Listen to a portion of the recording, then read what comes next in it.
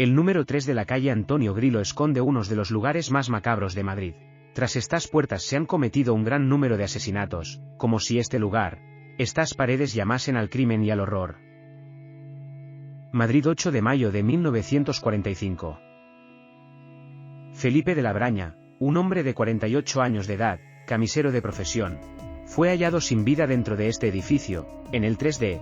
El cuerpo fue encontrado por su casero, 5 días después de su fallecimiento. Felipe presentaba un fuerte golpe en la cabeza. La autopsia reveló que fue producido por un martillo. En su mano tenía un mechón de pelo, lo que hacía indicar que Felipe opuso resistencia. La vivienda estaba toda revuelta, todo apuntaba a que lo sucedido se debía a un robo. El crimen nunca se resolvió y terminó cayendo en el olvido. Pero este asesinato no sería el único del que serían testigo las paredes del 3D de la calle Antonio Grilo. 1 de mayo de 1962. 17 años después del crimen del camisero, esta vivienda acogería de nuevo uno de los crímenes más atroces que se recuerdan en Madrid.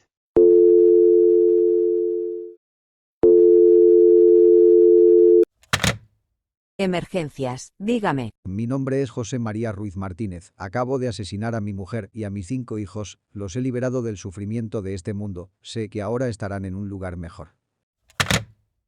Con esta llamada se daba la voz de alarma a los servicios de emergencias, que se pusieron rápidamente a localizar la ubicación de la que procedía, encontrando su origen en el número 3 de la calle Antonio Grilo. Cuando llegaron a la vivienda se encontraron a un hombre de 48 años, camisero de profesión atrincherado en su vivienda. El hombre, que presentaba claros signos de trastorno mental, se negaba a hablar con nadie que no fuese un cura. Las autoridades contactaron con un sacerdote que se presentó en la escena del crimen para confesar a José María. Cuando llegó el cura, el hombre salió al balcón, vestía un pijama ensangrentado y en su mano portaba una pistola. Cuando el padre le preguntó qué había ocurrido, el hombre entró a la vivienda y salió al balcón 3 veces, exhibiendo el cadáver de 3 de sus hijos. Los testigos quedaron atónitos ante esta escena.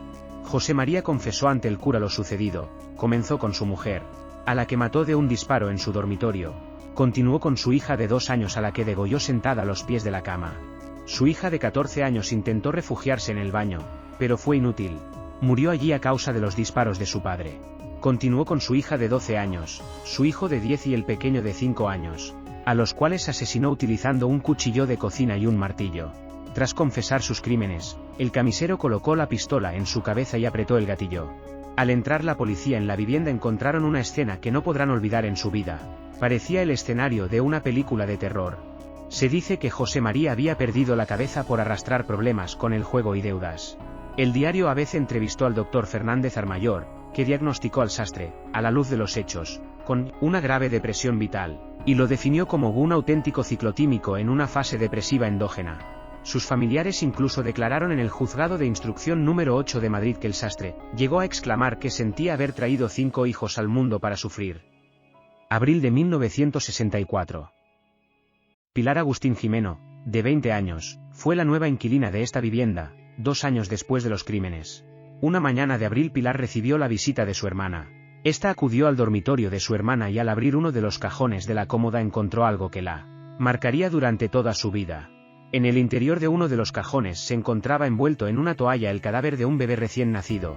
La mujer en estado de shock se dirigió a Pilar para pedirle explicaciones. Esta le confesó que se había quedado embarazada y era tal la vergüenza y la deshonra que sentía que al dar a luz, ahogó al bebé en la bañera, lo envolvió en una toalla y lo ocultó en uno de los cajones de la cómoda de su cuarto, sellando así el que sería hasta la fecha el último crimen que encerrarían las paredes del número 3 de la calle Antonio Grilo.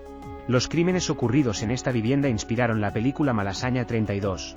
Aunque la película se aleja bastante de la realidad, si te han interesado estas historias siempre puedes echarle un vistazo.